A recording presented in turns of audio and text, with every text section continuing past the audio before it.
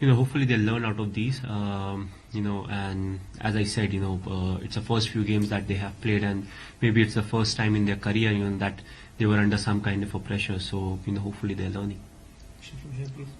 Just on Jadeja's innings, you talked about those miss hits and trying the big shots. Should Jadeja be communicating more, or do you think that's something he has to learn as he goes on, because he was the main batsman there?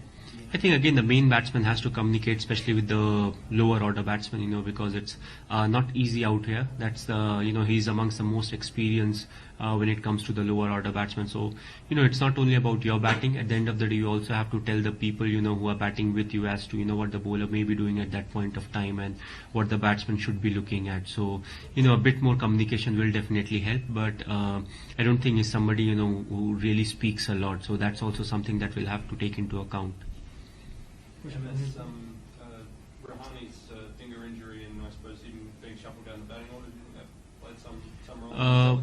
Yes, that was also a factor. He had a few stitches, and he had to take local anesthesia. So we had to wait and push him down the order so that he get some kind of feeling back in his hand. Then only he can bat. Yeah, Shikhar, yesterday the team director said that bowlers should be identified for every format. Test specialist, one-day specialist, and T20 specialist. Do you agree with them on that? There should be a specialist in each format. Well, it depends on the bowler, because a specific bowler, if you see any individual, if you pick, he will have his own strength and his own weaknesses. And according to the strength that he has, in the limited over format, what he really has to be good at is, bowling the Yorkers. Whether he chooses not to, or, whether he chooses to bowl back of a length is something that will depend on the scenario and the wicket a lot. But, you need to have that ability to, hit the Yorkers, because there are times where we have seen, there's not much on offer. That's the time you have to hit the Yorker right. And accordingly for the test format, the whole requirements are quite different.